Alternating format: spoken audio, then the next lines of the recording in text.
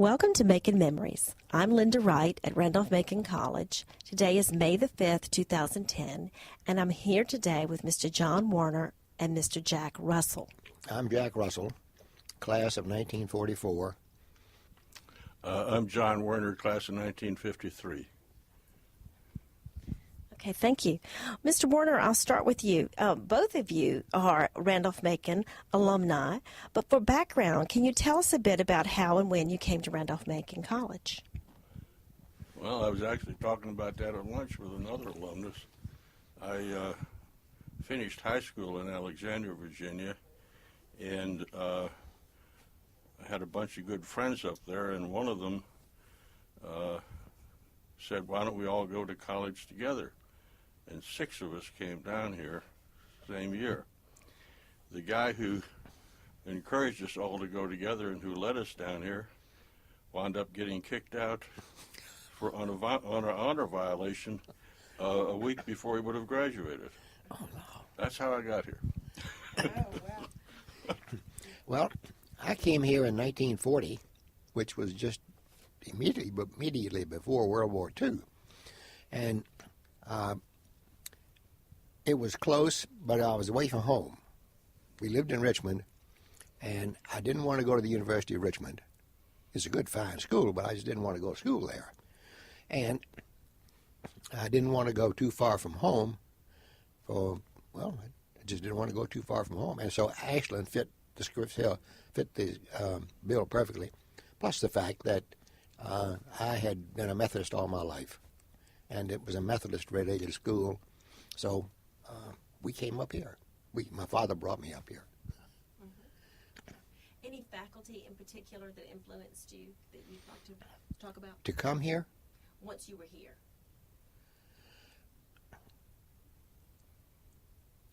Dr.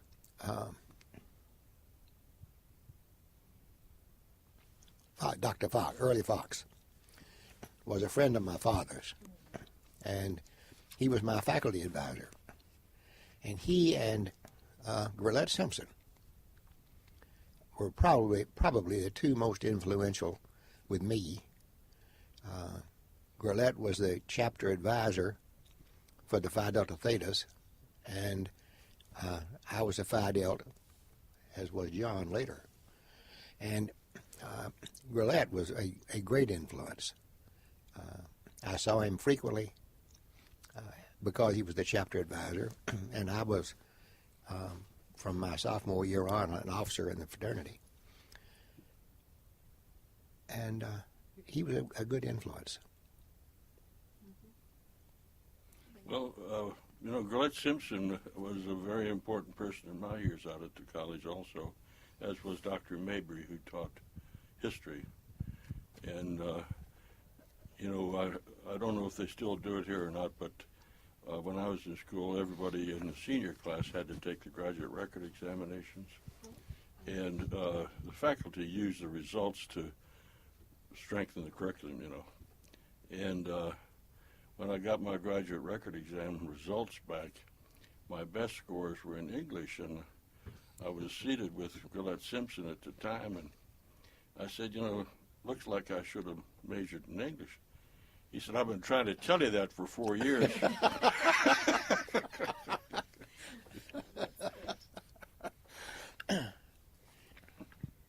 Okay, thank you. Well, today I really want to focus on your experience for both of you serving on the Board of Trustees of the college. So can you tell us about how and when you were first selected to be on the Board of Trustees, which board members you already knew, and how you became involved in that? Well, I was asked to come on the board in 1975, and the board members that I knew at that time were John and a member of the board named Wilmer Mackey, who was a very close friend and a member of the same church in Richmond, Trinity United Methodist. I knew Purnell Bailey. I did off just as I came on. Jim Turner. Bunch of preachers, wasn't it? And I might think of some others, Lynda, but they were the main ones right now. Well, I was working at the bank in Richmond, and I got a telephone call from Porter Hardy, who was an alumnus of the college, a long-term trustee. He actually was the brother of Dr. Moreland's wife, and he said that they wanted me to join the board of the college. I can remember being absolutely thrilled by that, but I don't recall knowing anybody on the board before I joined the board. If I did, it might have been one or two.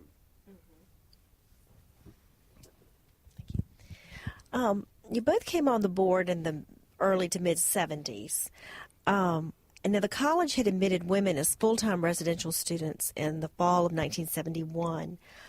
Was that still an issue for the board to work through, any issues surrounding that, or had pretty much that been settled by the time you came on the board? Well, John came on a little before I did, but my recollection is that the issues were pretty well settled. I don't recall any specific problem within the board about women students, any more than about men students. We had problems, of course, or we discussed from time to time students in general. And the president of the student body was an ex officio member of the board of trustees and attended all the meetings. And I remember them being on the board, but they always participated. There were never any problems that I can recall right this minute.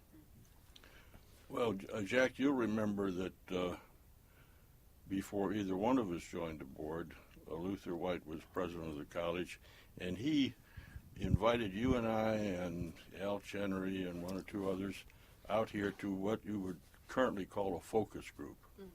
And the subject on the table was coeducation, and he was reaching out to find what other people might feel about it. Decision hadn't yet been made to go co-ed, but he was trying to get the sense of the alumni body and anybody else involved. I know that my reaction at the time was, no, I don't want to go co-ed, but the consensus was yes, and by the time, you see, that took place probably around 1970, and so by the time that I got on the board, it had been done. There were girls here. I can tell you how I changed my attitude. One of my children came out here, and this was after the school was co-ed. And in those days, they always had a orientation week luncheon for what they called heirlooms or whatever. Right. And so my wife and I came out with our son, who was enrolling as a freshman, and the luncheon was down in Crenshaw Gymnasium, and there were all sorts of classmates of mine or guys that I'd been in college with there with their daughters who were enrolling. And I looked around, and those girls were so pretty that I figured, why not? You know, and apropos of that, I don't recall, John, the conference with Luther beforehand, but after it was over, and I was talking to Luther one day, and he and I were good friends. He was a year behind me in school, and he was also a Phi Delta. And then we had gone through law school together as classmates, studied together, and he was a good friend. And I was out here talking to him one time, and he told me the story. And he said that he had school, and I won't try to enumerate what all of them are, but he'd gone through all of them to see how they felt. And he had pretty unanimous consent, if you want to call it, to do it. And he said, I remember very clearly. This was in the winter, I guess, when he made the decision, because he said, I went over to the admissions office, and Ed Cox was the director of admissions at the time. Mm-hmm. He said, I walked into Ed's office and I said, Ed, I want 50 women on this campus next fall. No, next fall. And Ed said, this coming fall? But he had them.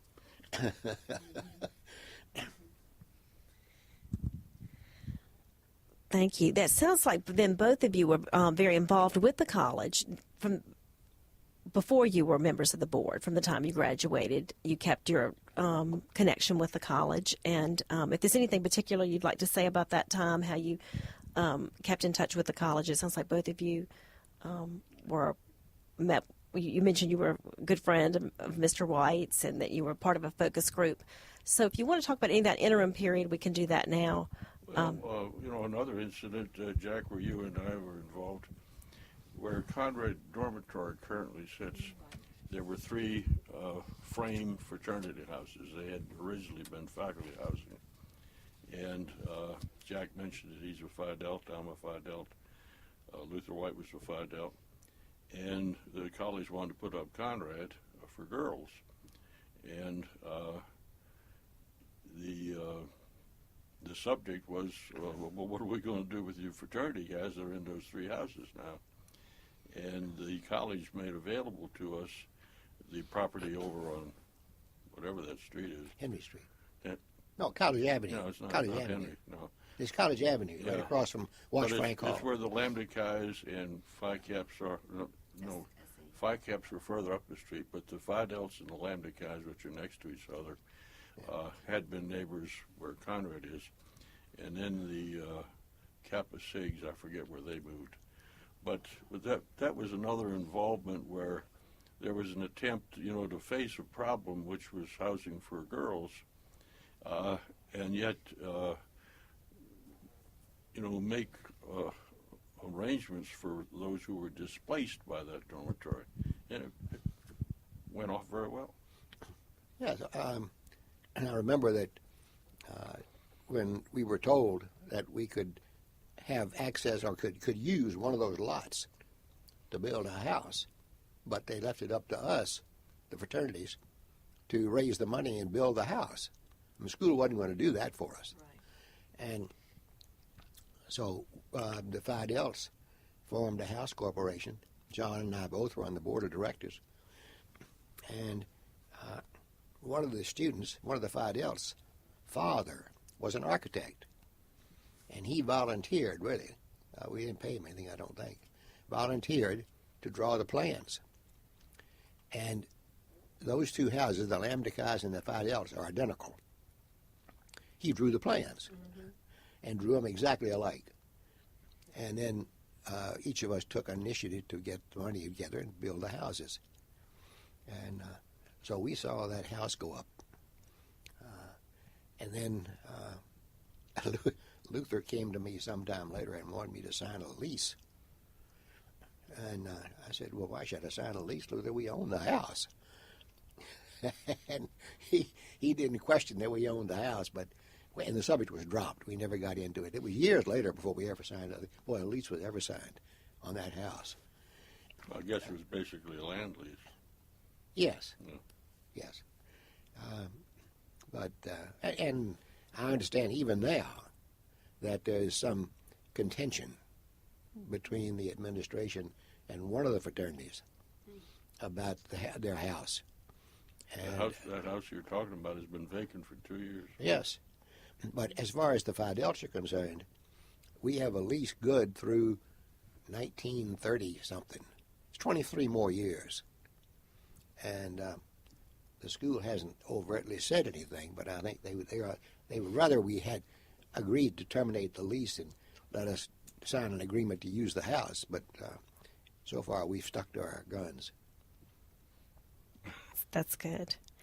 Now, when you both came on the board during the 1970s, the college was experiencing severe financial difficulties, running some deficits and some mainly running deficits.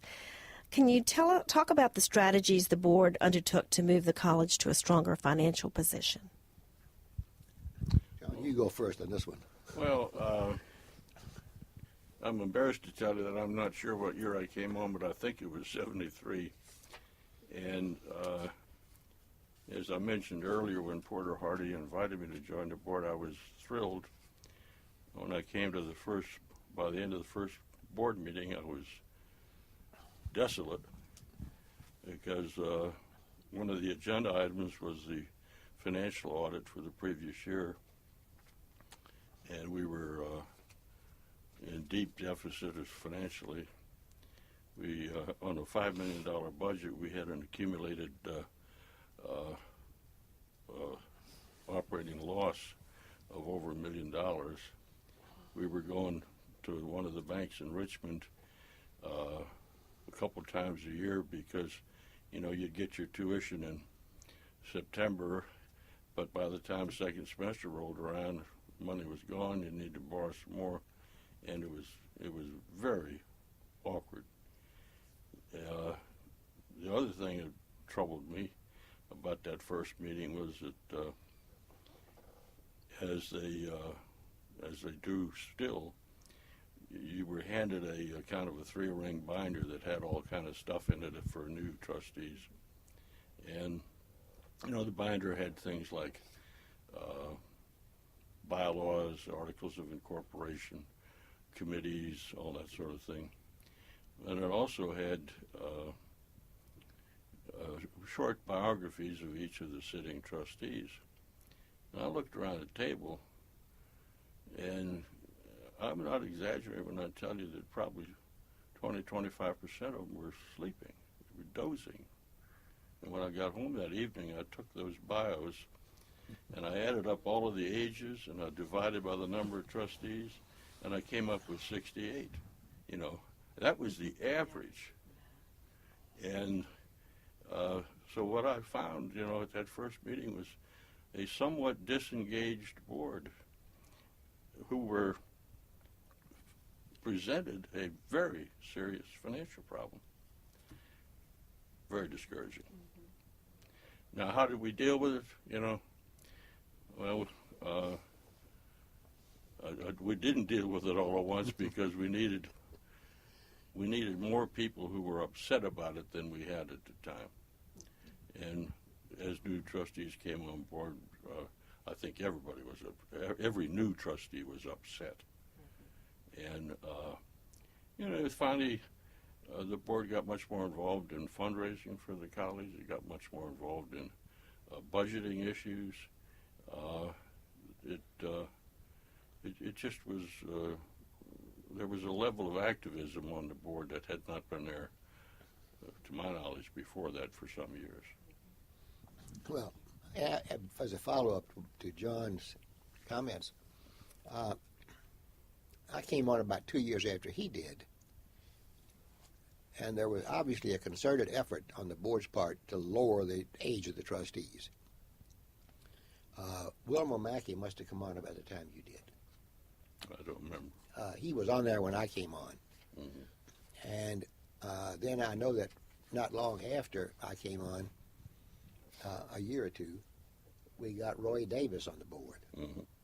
And that was aimed also at the finances because John was knowledgeable about finances. He was about the only one.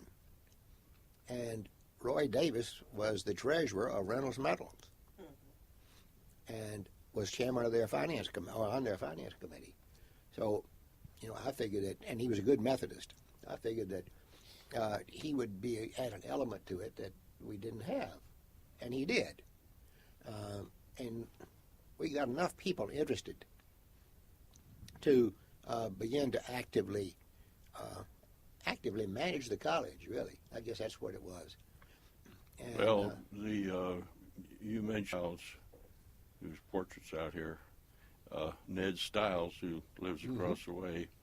And Ned was chief financial officer of A.H. Robbins, so there was another guy who came on the same time I did, whose role was finance in his own company. we began to get people who were knowledgeable about that on the board intentionally to try and help with this long-standing problem, and we did, and we ultimately succeeded over the time I was there. I think they got the budget pretty well in balance, didn't they, by 1980 something? It took I don't know 6-7 years. We did some soul searching. We were digging ourselves out of a deep hole. Yeah, we did some serious soul searching, and there were some related issues that come to mind now to finances and that type of thing. And one was, I remember the board got real concerned about the faculty because we had, and I don't know how many, and I'm not going to call any names, but we had some faculty members who didn't appear to be carrying their respective shares of the load. They were hangers-on. And I remember that brought up the subject of tenure. Because with the tenure system, I mean, it's good and it's bad. And the bad part is that a deadhead, unless you've got some kind of merit system in there built in too, can hang on. Once he gets tenure, he's there for life unless you want to fire him. And that brings on a whale of a controversy. Well, George Oliver was the faculty member that was related to the board, and he attended our board meetings. And we got into some discussions about tenure. And there were some of us, I don't know how you felt, John, but there were some of us who were in favor of abolishing tenure. And George really went through the roof when he... And George was one of those people who wouldn't have been affected. He was one of the best faculty members up here. But he was out there defending these poor guys who were deadheads. And it did do one thing. We started putting in some merit increases, I think. Pay increases. That was a fight, too. That was a fight, too. Oh, yes. But we finally got that through. Why were they against the merit pay? Well, it was really the, we first got serious about the merit pay issue when Liddell Payne was newly president. And he had been a faculty person where he came from in California. He was sympathetic to faculty interests. And, in candor, he just dragged his feet as long as he could. There was pretty strong sentiment on the board for a merit pay system, but it took us, 3-4 years to finally get it implemented. It was a long time of mourning. We got it. Yeah. And I can remember one of our trustees who was really kind of mean about tenure, mean when he talked to the faculty about it, And tell you the truth, he hurt his own issue, by his attitude. And I didn't have much problem with it, basically because I knew it meant so much to the faculty. And, there's a saying that the reason faculty politics are so savage is because the stakes are so low. And,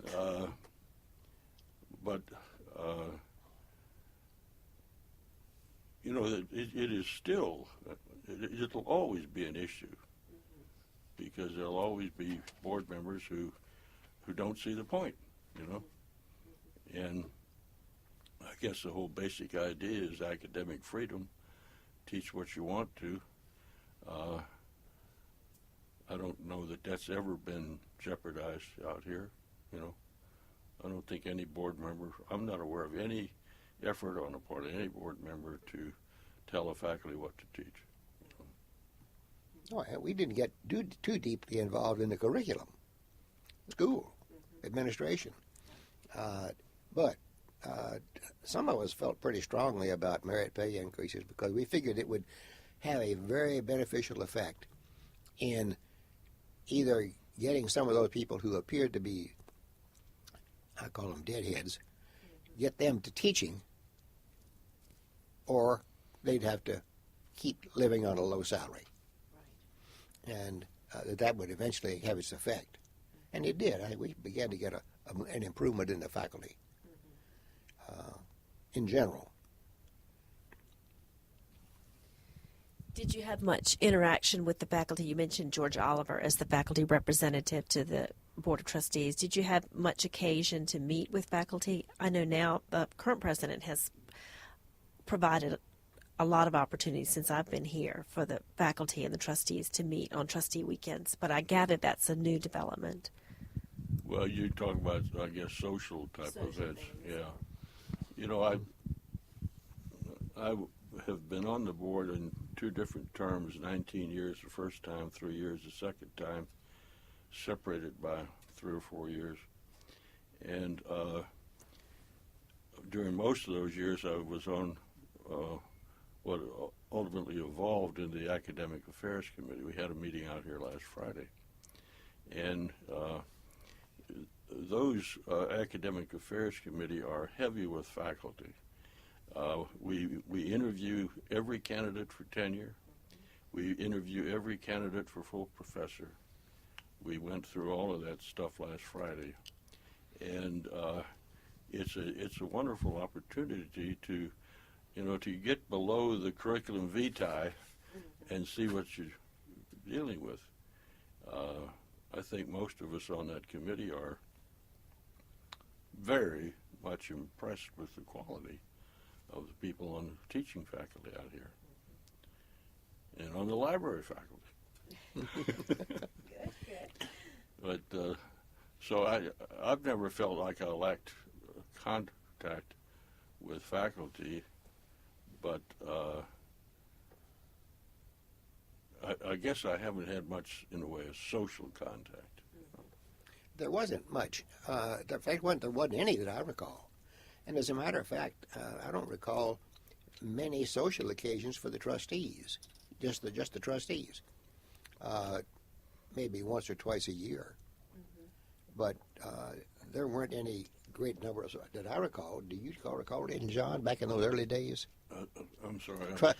Social events for trustees. I mean, we came up here to the meetings and then went home. Yeah. That was about it. Thank you. That leads me into the something I wanted you to talk about was the development of the board as a body, sort of the changes in size of the board from the time you came on to, if that changed, or strategies to strengthen the bonds among the members, outreach to other members, the ratio of alumni to non-alumni, those sorts of issues about the growth and development of the board.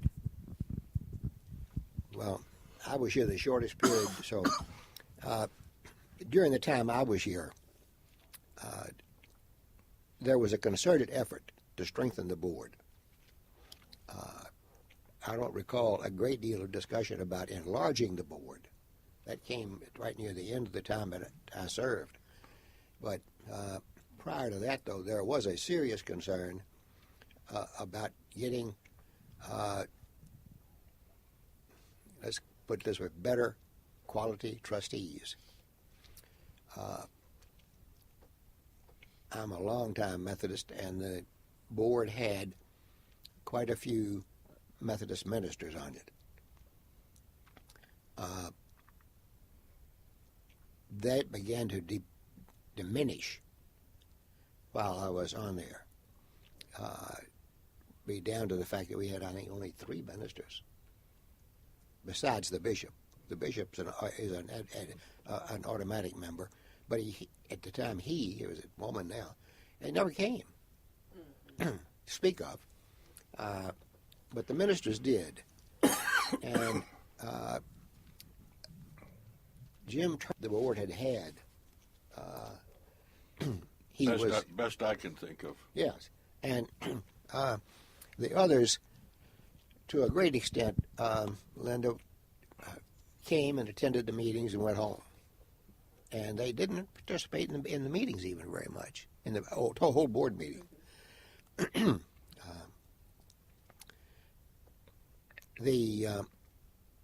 There was a tendency to try to get Methodists, but there was also a growing feeling that we should go out and get qualified people, alumni if they were available, but even in some cases getting non-alumni whom we could interest in being on the board. And that was beginning to pay off. And I think it was after I left the board that they began to enlarge the board even more. I can't remember how big it was when I joined. I'm guessing probably 15, 16, 18, something like that. And I have been concerned over the years that it's grown too large. I mentioned to Jack driving out here today that there's a sort of an axiom that the larger the board, the less engaged each member is going to be, you know. And I don't know whether that's true or not, but it was certainly my opinion. But you know, Jimmy Butler, who was chairman of the board for a number of years, was not an alumnus, and I would have to tip my hat to him. Jimmy had a lot to do with getting this financial ship back on keel. He, you know, without Jimmy, we wouldn't have Estes Dining Hall, because he beat up on Ed Estes to come up with the money, and I don't know anybody else that could have pulled that money out of Ed. Both of them came from Chase City, and they knew each other very well.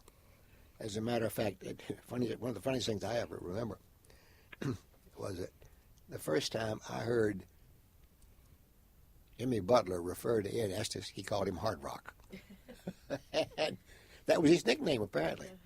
But he ran a trucking line, and apparently he ran it pretty hard. But Jimmy did a great job.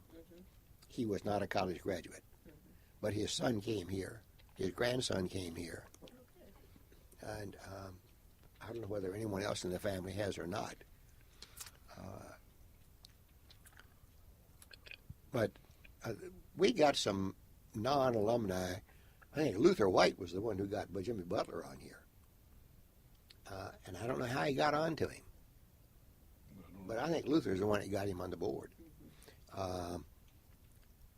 And then, of course, Luther was also instrumental in Eddie Estes. And Eddie was another non-alumnus who became very interested in the school. He's made some major contributions to the school, financially and otherwise, mainly financial, I guess. Thank you. Would you like to talk about the capital campaigns that the board undertook while you were serving on the board? I'm thinking after President Payne came, there were a couple of targeted capital campaigns, and if you want to talk about those. The board's role. There wasn't. I was talking to John about this coming up here, and I don't recall any major campaign while I was on the board. I left in 1983, and I think it was about that time that they were getting ready to start a major campaign. Well, there was one under Jimmy Butler's administration. There was? Yeah. It was $15 million, and we didn't make it. Well, $15 million is so small nowadays that I didn't even think about it. it. Yeah, but if you take a dollar deflator and move it back to 1970 or something like that, it was a lot of money. I have in my wallet a little thing that'll tell you what a dollar is worth. I think the fact that we didn't make the goal was very discouraging. And I remember Harris Kessler, who was also a trustee, and Harris was a Methodist minister on the board. And he made a remark that I always wanted to hear more about, but I never did. And he wondered, he said, why is it that we can't raise the money we need? Is it the Methodist thing? And I never knew what he meant. But I guess to get back to your question, yes, we did have a capital funds campaign. We got close. I guess we probably got 14 million, but we needed the 15, and we didn't get it. And I guess when Liddell came along, there was a different cast of characters on the board. There were people who had more financial substance, and we didn't repeat that very disappointing showing. The Methodist thing, if I may go in that direction now, which is interesting, John, that the Methodist thing was the fact that this school was established by the Methodist Church in 1830, literally by the Methodist Church. And over the years, particularly after it moved to Ashland, the college began to move a little bit, not perceptibly in any one year, away from the church to some extent. They had non-Methodist ministers, non-Methodists on the board. Luther White was the last Methodist president we've had. It was at the time we were getting ready to find his replacement that the board had a discussion about, are we going to require that they be Methodists or not? And even though I've been a lifelong Methodist, I felt that we should not insist. I'd like for it to be, but that it didn't have to be. And then Liddell came. But alcohol had a presence on the campus when I came here in 1940. It's never gone Even away. though it was undercover, because in those days there was a strict rule about no alcohol on the campus. Because it was Methodist. Yes. And the administration they announced it, and they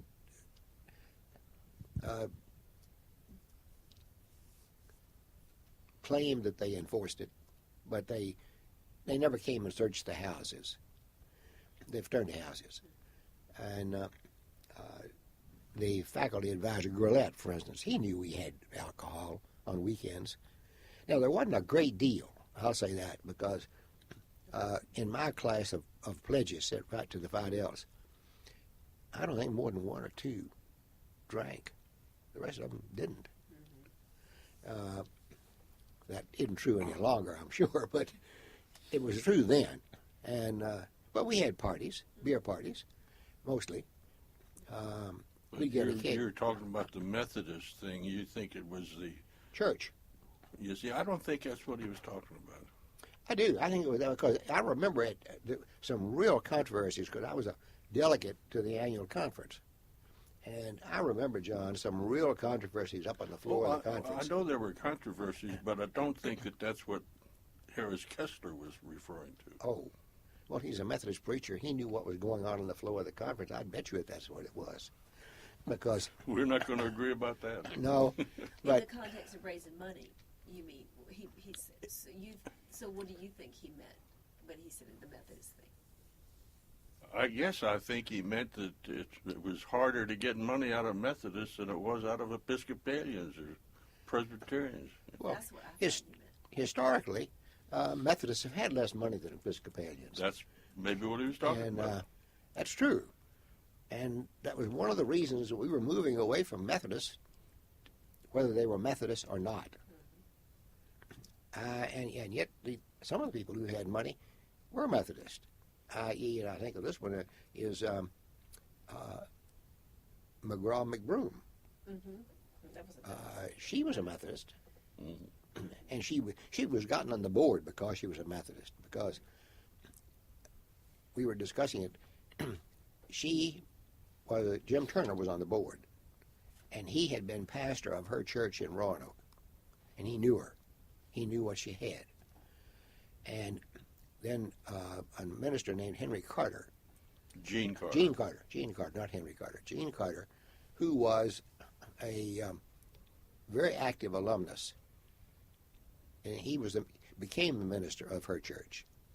And the two of them, I think, got her to agree to come on the board.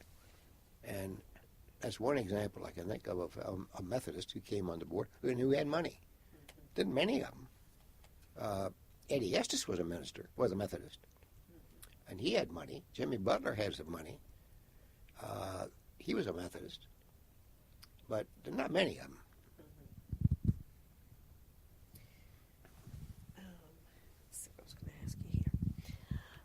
Well, we've talked a little bit about the raising money. I guess the other big thing you think of the board is doing is raising money for the college and also selecting a president. So you were both on the board, I think, when you were in the search for a new president with President Payne. Can you talk about what the board was looking for and how that process worked? Well, to go back before that, if you would, I was on the committee that selected Luther Wright as an alumnus. But in those days, and that was interesting, there's been another interesting change that's taken place.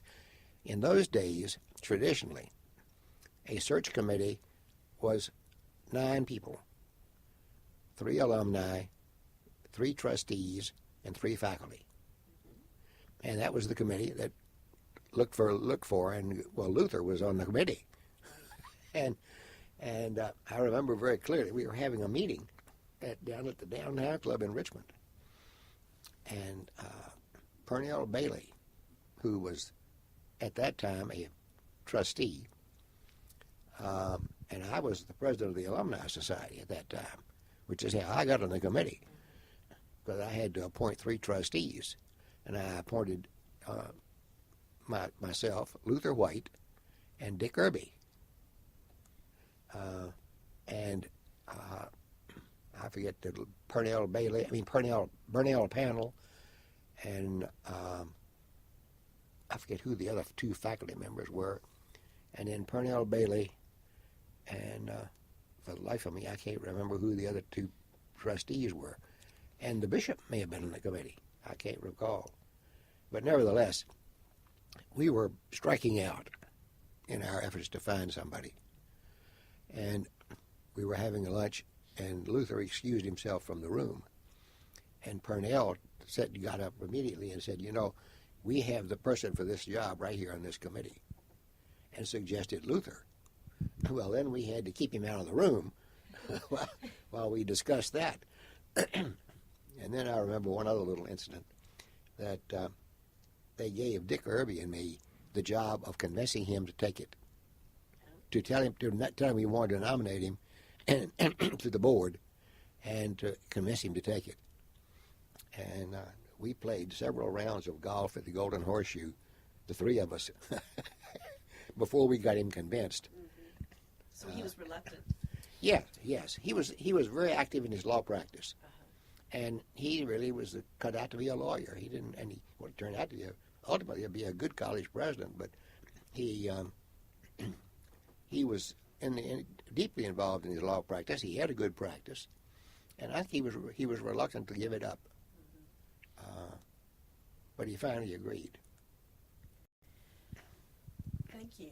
How about with calling President Payne? Do you remember what characteristics you were looking for in a president, or how was the whole board involved, or just a committee? No, there was a search committee, and Jim Turner was chairman of it. He was? Mm-hmm. And one student on it. There were a couple of faculty members, and I think George Oliver might have been one of them. And but it was mostly, probably 6 or 7 trustees. And I'm not sure that they had a menu that they were looking for. Maybe they did, but I was unaware of it. But they were very diligent in what they were doing. They, elicited a lot of interest from people all over creation. Did they did they hire a consultant? I don't think so. I just wondered how they found the deal. I don't remember. The only consultants that I ever had anything to do with were for the capital funds campaigns. And they were close to useless. But Oh, the consultant is the one who found Bob Lindgren. well, I think Ben Shapiro had a hand in that. But in any event, what I do remember about the selection of Liddell Payne was that the search committee came up with 3 finalists, and I can't remember much about the third one, but the other finalist was a gentleman who came here looking for this job. He was a faculty person up at Franklin and Marshall College in Pennsylvania, and in each of these cases, you know, we always had the spouse accompany them for these interviews, and of course Gene Payne accompanied Liddell, and I was torn between Liddell and this guy from Franklin and Marshall, and what tipped the balance was Jean. You know, she just had that personality. And that's what we lit on. But, you know, what characteristics were we looking for? I'm sure that, you know, we were looking for an academic. You know, I'm sure we were looking for someone with some experience, and you know, Liddell had been assistant to the president out at Claremont-McKenna, and had you know, was right on the fringe of administration of a college with that role.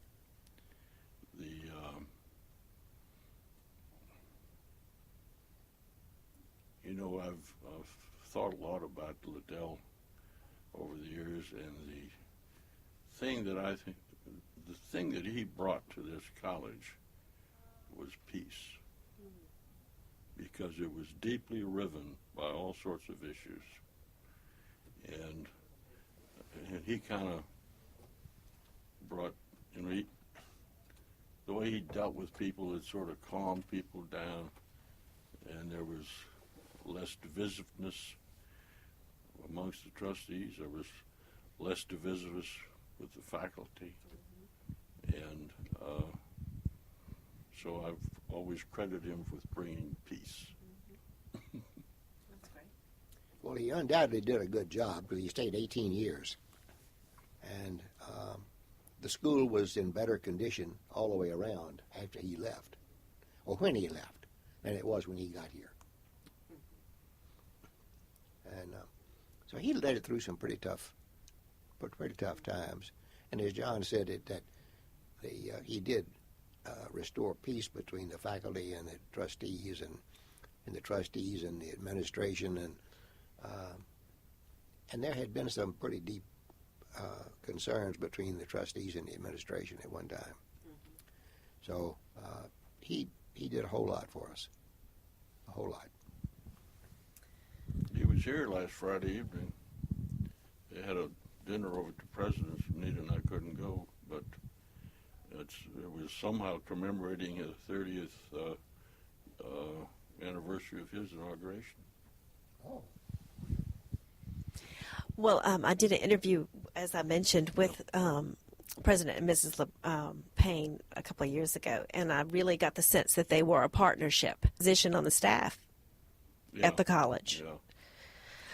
Gene was, you know, when Liddell was on the faculty at Claremont-McKenna, Gene had a pretty good job, but I don't know exactly what it was, but it was a job of some consequence with one of the California community colleges. And I think when she came here with Liddell, she missed that. She missed having her own professional role. And it was only after some agonizing, that the college hired her, because there was some question as, how is Liddell going to evaluate her performance for salary review? Right. And, carefully, very carefully.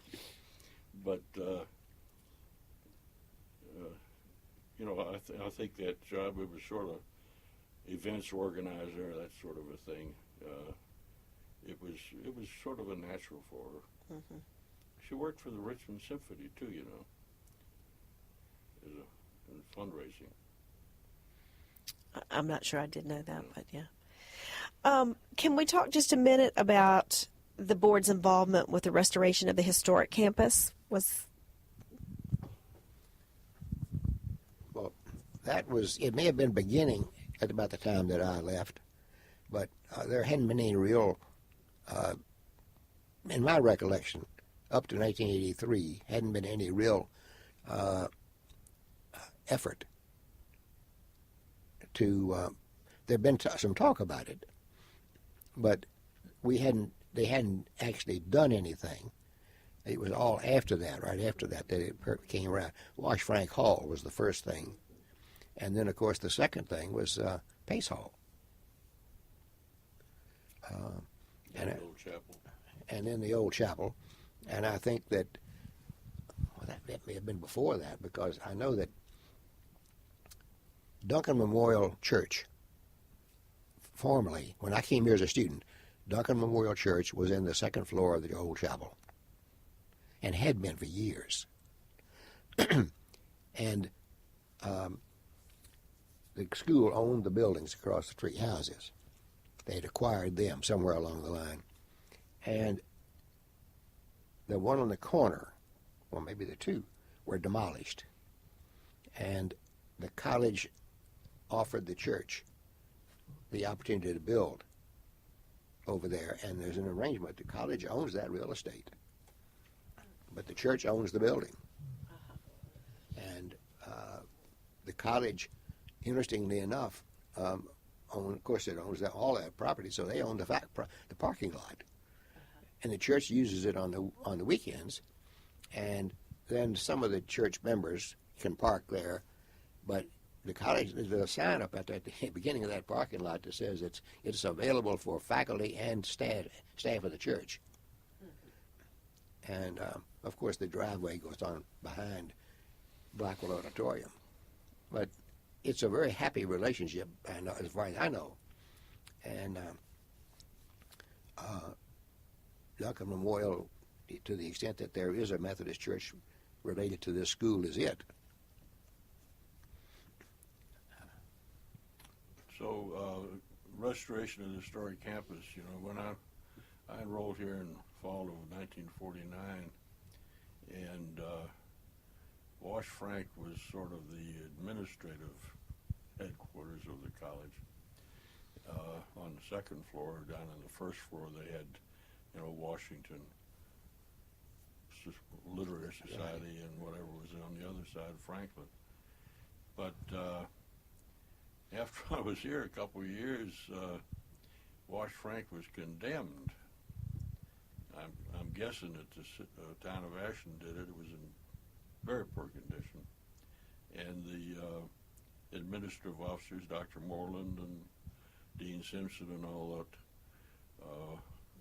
their colleagues moved into the basement, actually, of Mary Branch Dormitory.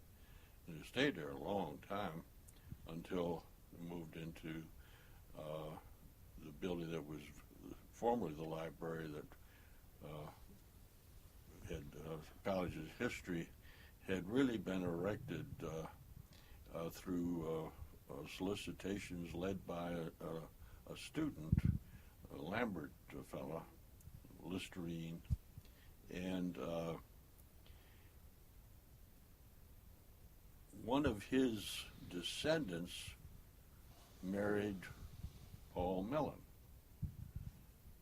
You know, probably at the time as rich as anybody in Virginia. And Mrs. Mellon, Liddell Payne, God bless him, he got next to Mrs. Mellon because Lambert was on her side of the family. And talked him into coming up with a restoration for Wash Frank. And what a beautiful restoration it was. And then a fellow who I guess maybe preceded both of us, that Armistead gentleman, who had been with Landmark Communications. He ran the newspaper over in Roanoke. He was an alumnus and was very interested in the college and came up with the money to redo Pace Hall. I think they call it Pace Armistead now. And I got to tell you, I'm a little murky as to exactly when the old chapel ceased to be the church and just became a restored building for classroom purposes and whatnot. But you know, when we finally got Wash Frank back into first-class condition, it removed a great big embarrassing blot on the campus. You know, you got probably the most historic building on campus, and it's abandoned because of its condition. You know, it's an embarrassment. Pace Hall never got that bad. It was still being used, but it was not in the best of condition. And Bill Armistead was an alumnus, but you said the Roanoke paper. He started out at the Roanoke paper. At the time that he gave them the money, $1 million, is what they put into it, I think. He was president of Landmark Communications. He'd moved to Norfolk, and he'd gone to the top. And he had the money to do it. And I'll give you an interesting piece of history to go along with it. Pace Hall was built. It was the second or third building built on the old campus. And the money to build that building, $10,000, was given by James B. Pace, who was a businessman in Richmond, who was on the Board of Trustees. He served on this board for 44 years. Oh, my goodness. He made and lost economically. He didn't throw it away. He made and lost 2 or 3 fortunes. He was an active Methodist. He was very, very generous with the college and with other places, too. In addition to Pace Hall, and that money was the entire cost of that building, $10,000. He gave the money for the old gymnasium. Not the alumni gym, the old one that's been demolished, that was here and used as a classroom building when you and I were in school here. He gave the money for that.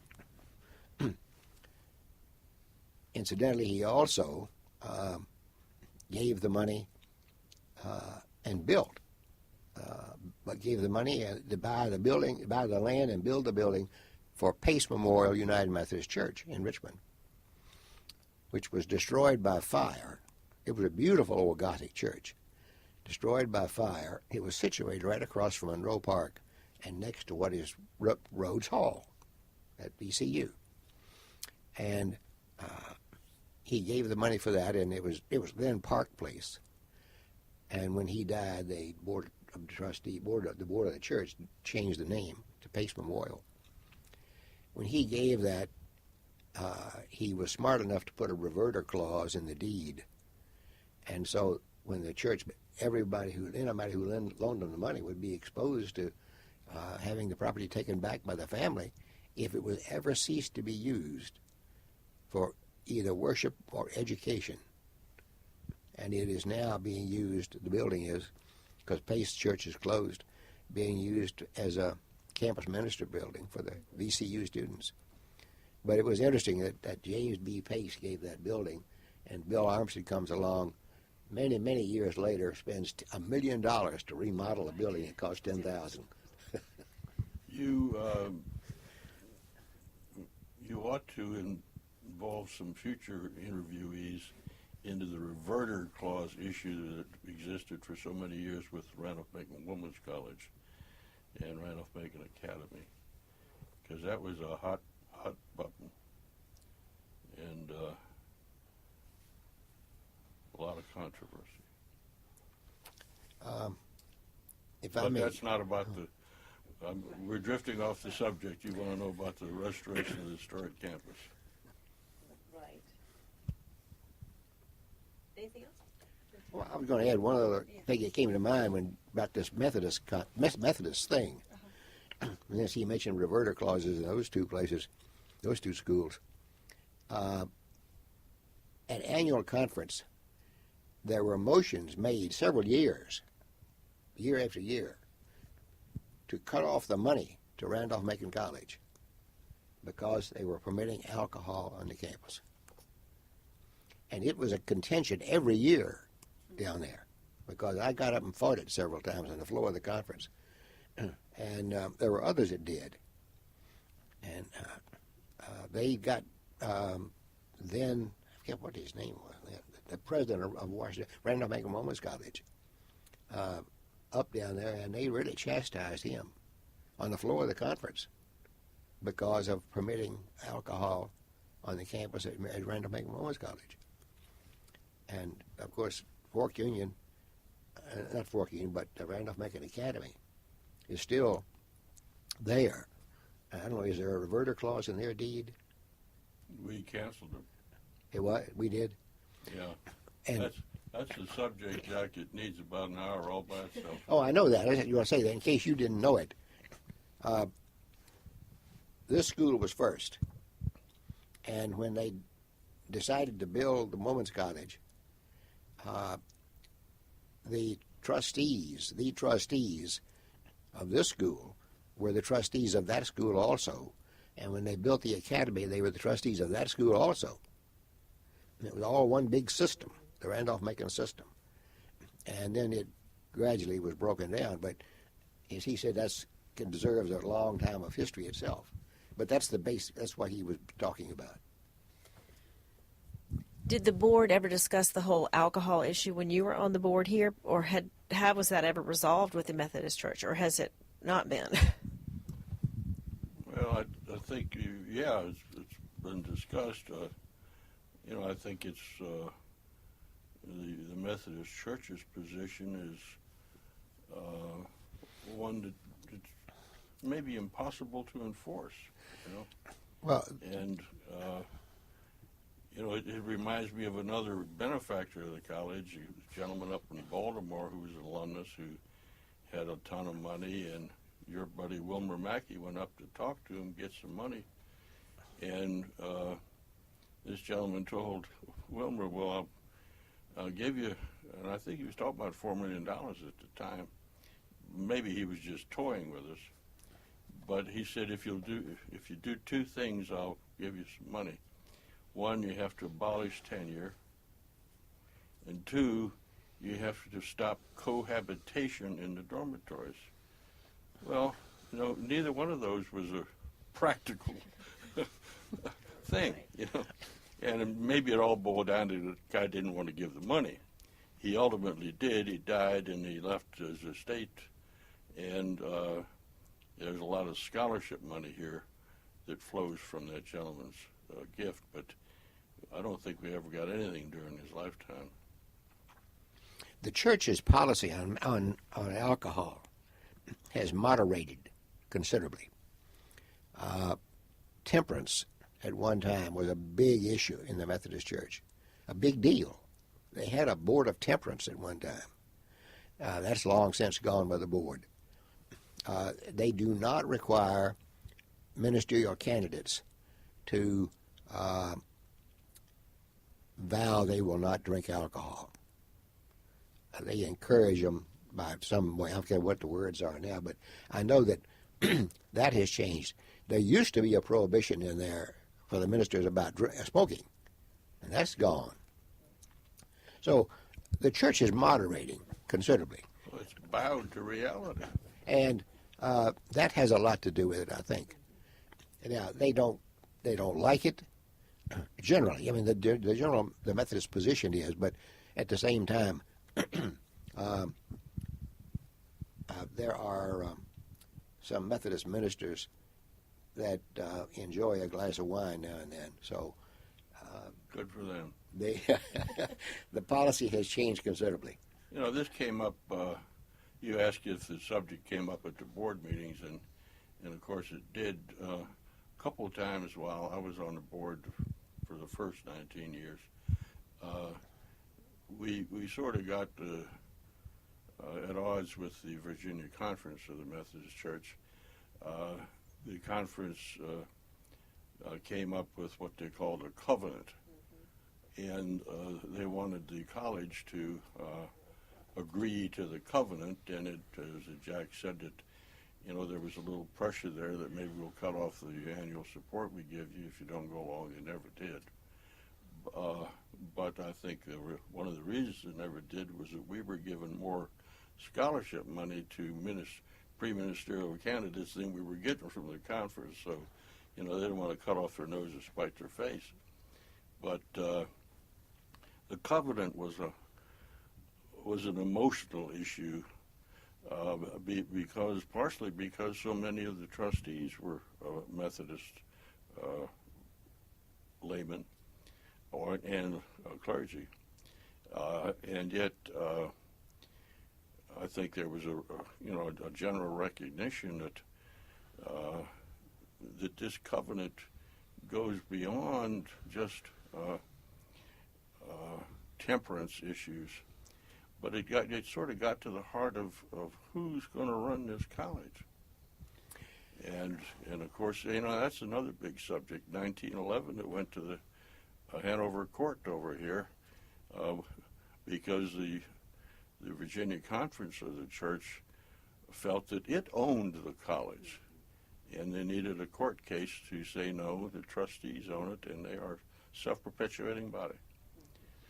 Well, they're not. The conference elects them now, approves them. Because I remember, yes. But not the way you remember, Jack. Remember at the time, though, maybe before you,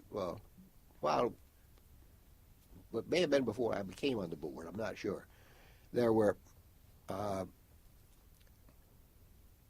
we changed the charter of this school once or twice, and I was involved in the legal aspect of it, relating to the election of trustees, because at one time, even though they didn't own them, the conference had to approve them.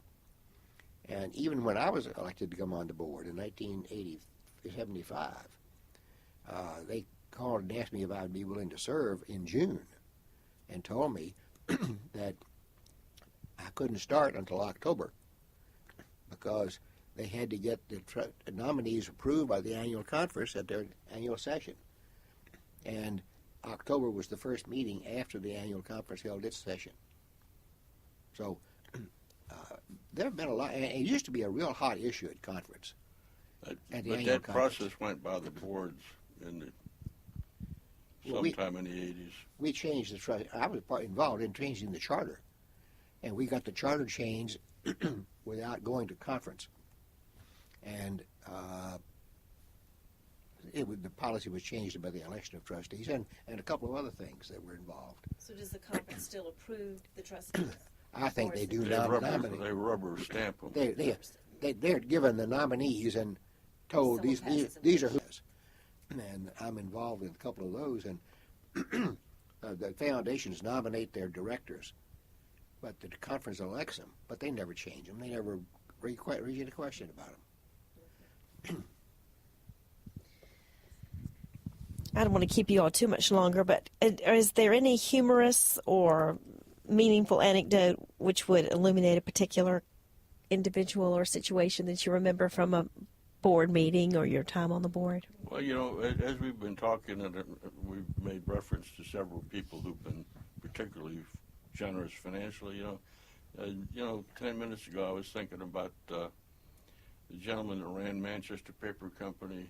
Oh, Frank Brown. Yeah, Frank Brown. Frank Brown was an industrialist. I think he was pretty much a self-made man. He was a wealthy man, Methodist layman, and he was chairman of the executive committee for a number of years. He was elderly, and one of the first executive committee meetings that I was a member of, the college treasurer, a guy by the name of Don Reed, was he sort of had the agenda, and he sort of ran the meeting on Mr. Brown's behalf. Because, Frank, I imagine he was 80 at that point, Well, anyway, at this particular meeting, I've thought about it 100 times. We get to this agenda item, and Don Reed, who's presenting the items to the committee, says, now we have an opportunity to purchase the Blinko property over here, and that's where that fraternity house has been torn down to put the new road through. Well, Professor Blinko, who taught mathematics, lived there for many years. Well, anyway, at the time of this meeting, he had passed away, and the property was available for sale, and the family was willing to sell it to the college on a kind of a first refusal basis. And so Don Reed said, this property is available. It's going to cost so many dollars, and but we really hope that we can get it because it's contiguous to the campus, and the campus needs more land. And Mr. Brown kind of shook himself, and he said, well, how are we going to pay for it? And Don Reed said, well, Mr. Brown, before the meeting, you said you'd pay for it. And Frank says, I did, and I will. He was a delightful old guy. Every female within 100 miles was crazy about him because he had a wonderful twinkle in his eye, and he always had a bunch of pieces of little candy in his coat pocket, and he'd meet some lady, he'd meet you, and then he'd give you a piece of candy. And Frank Brown was wealthy, and of course he gave the money, gave the money to build the plaza, and also in the campus center. So he was very generous with the school, and he was gotten on this board through the efforts of Purnell Bailey. Frank Brown belonged to Centenary United Methodist Church. Purnell was pastor of that church, and he got him on the board of trustees. There were a few instances of that, but most of our good trustees came from other sources. But how about you, Mr. Russell? Any anecdote you remember? I don't really remember any during the time I was on the board.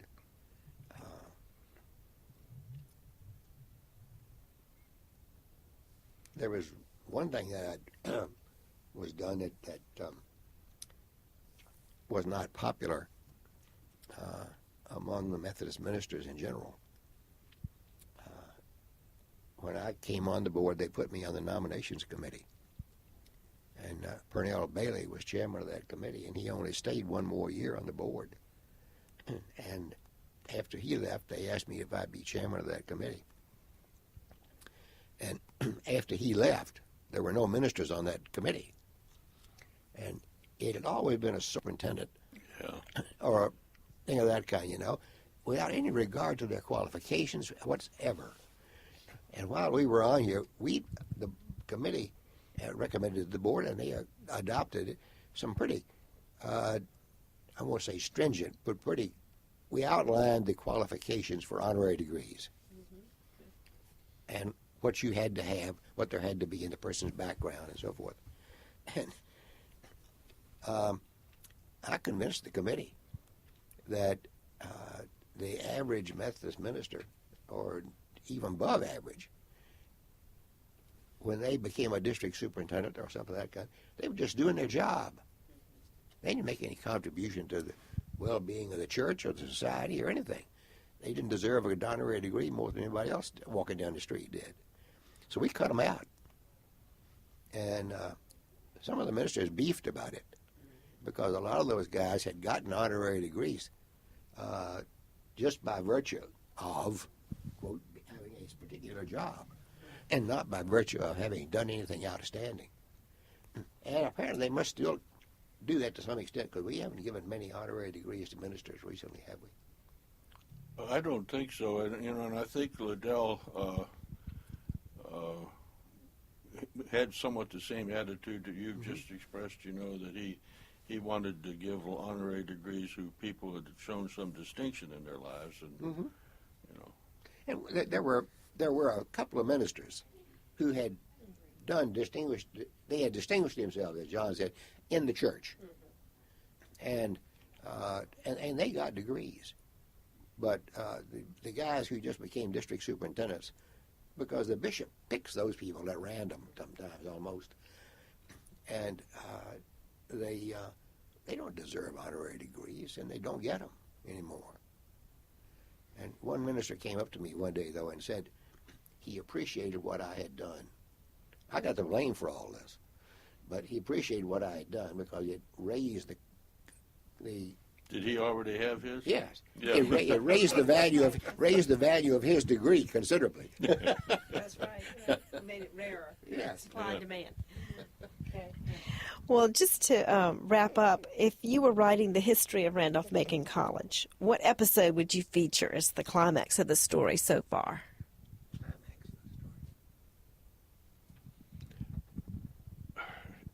I don't think I can give you an answer that's 100% in sync with your question. I will tell you that I was deeply involved in the reverter issue with Randolph-Macon Women's College and Randolph-Macon Academy, and that when I think back on my years of service, that probably was one of the most aggravating episodes in it, and I've just never forgotten it, And it had a lot of moving parts to it, It wasn't simple yes or no. There were a lot of considerations that needed to be balanced, but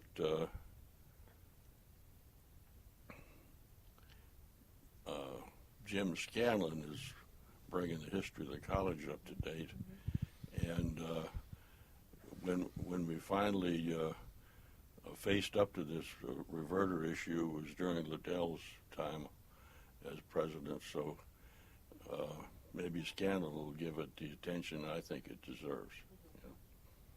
When was that, John? It was probably late in the 80s. Okay, I was going to say that I don't remember the issue, and I know that if I'd been on the board, I'd have been deeply involved in it too, and I just don't remember it. I knew it took place, but it was after I left the board. The board didn't get much into it.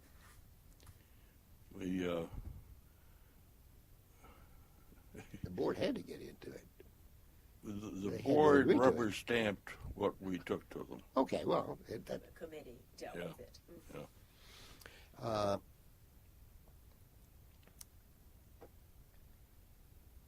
That's a hard question to answer, Lynda. Surpassed or changed almost any time because so much progress is being made. Mm-hmm. We've got a master plan. We've never had a master plan before that I recall. Bob Lindgren has brought a lot to this school. And I could almost say that up to now, the election of him as president is probably one of the most advanced things and one of the best things this school's ever done. I was very interested as an alumnus and former board member when they were in the search process. Very interested in what they were doing, and I came out here. I was invited to the interview sessions, and for the first time I can recall, the search committee and the trustees agreed to have these open sessions, and they invited a whole lot of different people out here to interview the candidates, and there were 3 of them, and I came to all 3. And I remember the second one was a Jewish lawyer who was he was the chief legal officer at Michigan. Mm-hmm. And I could never understand the search committee's feeling or what they were thinking about when they suggested a person of that faith to be president of a Methodist-related school. And I'm not trying to be downgrade anybody, because the chairman of the board of trustees is a same faith, and he's doing a magnificent job up to now. He's a breath of fresh air. Yes, and his father, incidentally, was on the board when I was, and he's a great gentleman. But just, well, anyway, I went to the chairman of that committee and asked him, what was going through your all's mind? And he said, don't worry about that. Wait till you meet the next one. And that was Bob. And I understood fully what he meant. You talk about Harold Stark now? Yes. Yeah. I understood fully what he meant when I he don't said think that. he gave you a very good answer. Well, what he's in effect saying is that we didn't have a third candidate. Well, that's about right. Mm. And I think that's about it. They didn't have, but and having met the other two, I would be inclined to agree with him. This man is head and shoulders above anybody they've come up here with. Well, I'll tell you a story about my own introduction, if you will. I came out here to the dinner where he and his wife Cheryl were being interviewed, you know, and we were fortunate enough, my wife and I, to be seated at the same dinner table. And, you know, the resume that we'd all seen on Bob Lindgren, you know, it kept telling over and over about how many billions of dollars he'd raised for Johns Hopkins and all that. And it mentioned that he had like 300 people in various levels of development work at Hopkins. Steve Long was at the same table, and he called across the table to Lindgren and said, Mr. Lindgren, I understand that you've had a very large staff, 300 or so people working for you up at Hopkins, and I'm sure that when you want something done, you just pick up the phone and tell someone to do it. Do you think you can make a transition from that environment to this environment where there's very few staff and where everybody's got to really work hard? And he made a wonderful answer. He said, when I pick up the phone and call somebody at Hopkins to do something, I'm grateful if they just answer the phone. And that was so disarming, you know. But I had another experience, you know, after I left the bank, I worked at a private foundation in Richmond for a number of years and met a lot of nice people, one of whom was a guy by the name of Will Baker, who was and still is Chief Executive Officer of the Chesapeake. And in previous encounters with him, I'd learned that he was on the Johns Hopkins Board of Trustees. So after the college decides on Bob Lindgren, I picked up the phone and called Will Baker up in Annapolis, and I said, do you probably know that we've hired Bob Lindgren from Johns Hopkins as president of my college down here? Will said, yeah, I know that. And I said, well, tell me about this guy. And he said, well, first of all, he's first class. Secondly, I'm surprised you hired him. I said, why do you say that? You know, that kind of took the wind out of my sails. And he said, because he's not an academic. He said, I thought that you college people always wanted an academic to run the institution. I said, well, not this time, you know. But, and then he told me a fascinating story. At the time of this conversation, which is like 4 years ago, the chairman of the board of Johns Hopkins was a long-term trustee of Hopkins, and he was chairman of the search committee 14 years previously when Lindgren was coming from Florida to Johns Hopkins. And he told the story that during interviewing these candidates for head of development at Johns Hopkins, they asked Lindgren, you know, what do you see, what do you want to achieve in your professional career? And I never heard a better answer. Bob Lindgren told him, 18 years ago now, I want to be the president of a residential liberal arts college. Isn't that wonderful? Oh, wow. And they hired him in spite of it. In spite of, That's right. That's in right. spite of it. You know, the other finalist was alumnus Scott Colley, who had been at Berry College, and before they'd been dean at Hampton-Sydney. And I was sort of, you know, I knew Scott, and I was partial to him, but he was 62 years old. And, you know, that's when things start to unravel, in a man at least. And I didn't want to be hiring somebody where we were going to look down the throat of some health issues. You know. Well, we needed somebody who could serve a long tenure, Well, if they would. But he was 62. He was already 62. And so there's a little age discrimination. That's good. That's good. Well, any final thoughts before we say goodbye? Thank you so much for all that you've shared with us today. And Well, thank you, Lynda. No, I appreciate it and having the opportunity, and it's been a very interesting and enjoyable experience. I almost was ready to say that when you finish all of this, I'd like to hear some of the other ones, but at the pace that you all are going, is this the second or third one, or of the trustees, The first.